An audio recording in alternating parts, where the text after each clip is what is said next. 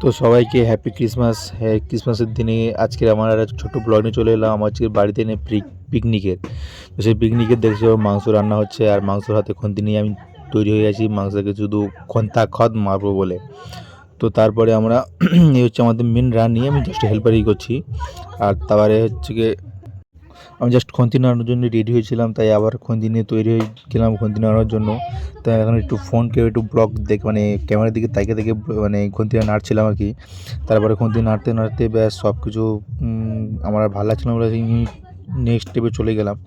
তার মানে খন্তি নাড়তে তারপর হচ্ছে গিয়ে মেন যখন মাংস দেওয়া হয়, সেই মাংসর ইয়ে দিয়েই আমাদের মানে দেখো প্রায় আমাদের অনেকটাই মাংস দেওয়া হয়েছিল। সেক্ষেত্রে করতে করতে প্রায় অনেকটাই চলে এলাম। তো মাংস ফুটতে ফুটতে আমরা দেখলে খুন্তিও নাড়া।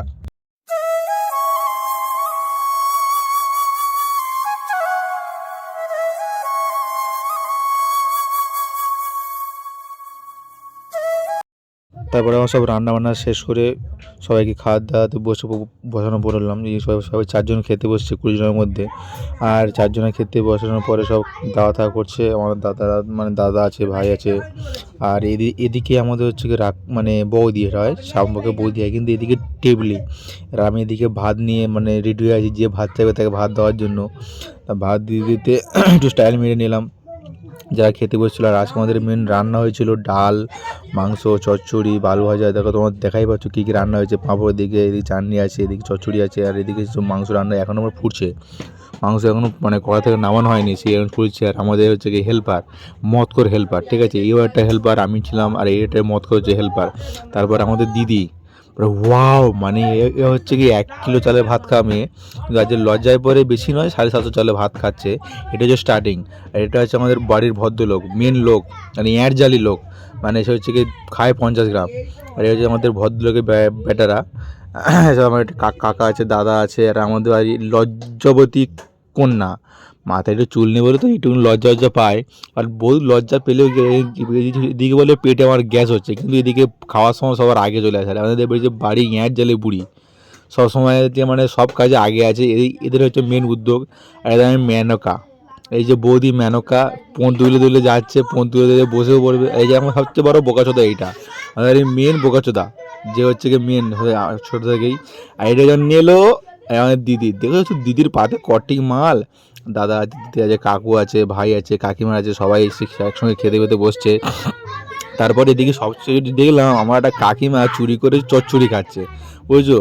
তারপরে চচ্চড়ি খাওয়ার সঙ্গে সঙ্গে তারপরে দেখলাম নিচে এসে বসে তার নাতির পাশে বসে গিয়ে হাঁচি করছে। খেতে চাটি পারে, মানে তুমি যেদিকে তাকাও, যা করো না করো, মানে খেতে দিলেই হলো। এদিকে হাড় চিবে চিবে এমন অবস্থা হয়ে গেছে, দাঁতের মানে সাইডগুলো ফাঁকা হয়ে গেছে, বুঝেছো তো, হাড় চিবোনের ঠেলায়। হাড় চিবো যদি আমার, তারপরে একটা লেডিস দেখবে, এই দেখো একটা লেডিস, মানে এদের মানে ফটো তুলতে গেলে এত লজ্জা কিছু আমি বুঝতে পারি না। মানে হয়তো পোঁতের গন্ধ নাকে চলে আসে, সেই জন্য নাকে কাপড় দিচ্ছে। তো সেই করতে করতে তারপর আমাদের বড় বোকাচোদা দেখবে একটা, এই হচ্ছে বড় বোকাচোদা। না খেতে পারলে তাঙার নামাজি নয়, মানে সেই খেতে না পেরে পাশের লোক বসিয়ে দিয়েছে, যার হাড় চিবোতে চিবোতে দাঁতের মাংস ফাঁকা হয়ে গেছে, দাঁত সাইডে সরে গেছে। সেই করতে করতে সে মাংস প্রায় পাতের মাংস পুরো শেষ করে ফেললো। শেষ করার পরেও কিন্তু মাংস শেষ হচ্ছে কি, আবার তারপরে মাংস খাওয়া শেষ না হতে হতে চাটনি চলে এলো। তারপরে আমাদের হচ্ছে কি মেন লোক, হ্যাঁ বাবা দেখেছো তো, খাওয়া কিন্তু শেষ হয় না। 1 কিলো চালে ভাত খাচ্ছে, এখানে 750 চালে ভাত খাচ্ছে, কিন্তু খাওয়া এখনো শেষ হয় না। পাত খালি এর কখনো যায় না, পাত খালি যায় না, আর দিন খালি যায় না, দিন খালি গেলে ওর মুখ খালি যায় না। সে মনে হচ্ছে এর একটা লোক।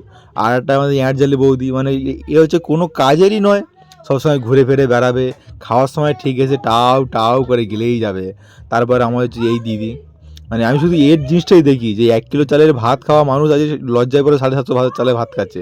আর এরা 2 বানের দেখা যায়, শুধু মেন ফুটো দেখে নাও, মানে খাওয়ার ঠেলায় প্যান্ট ফেটে গেছে, এরকম অবস্থা। তারপরে আমরা সবাই খেতে বসলাম। এটা হচ্ছে আমার মেয়ে, সবাই জানো, একটু শরীর খাওয়ার জন্য গলায় ব্যান্ডেজ করতে হয়েছে। তা আমার খেতে বসার সঙ্গে সঙ্গে সে মানে মাংসের গন্ধে আমার কাছে চলে এসছে।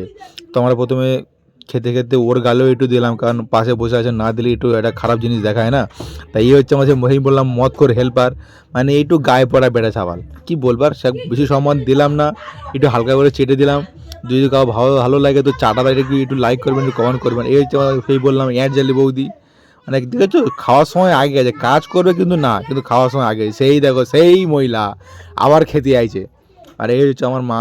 সবাই বাড়ির বউ যে করে বাইরে চলে আবার গেইরে গুইরে সব ঝোড়াখানে করে বসে হয়েছে। আর সেই বুড়ি দেখে সেই দুটো বুড়ি এখন একটা বুড়ি ঠ্যাং ছেড়ে খাচ্ছে, এদের খাওয়া শেষ আর হয় না।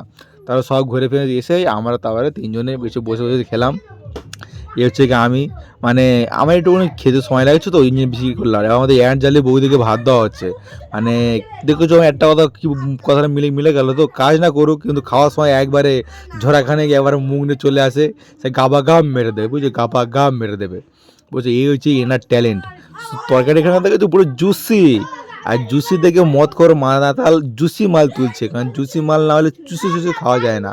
সেই জন্য আমাদের মত কর বাবু বাবা কোন জায়গায় অ্যাঙ্গেল চলে যাচ্ছে গো, এ ফোন তো বিচ্ছিরি, এ ফোন এরকমভাবে চলবে না। আজকে বড় এই পর্যন্ত, যদি ভালো লাগে অবশ্যই লাইক করবেন, চ্যানেল সাবস্ক্রাইব করবেন।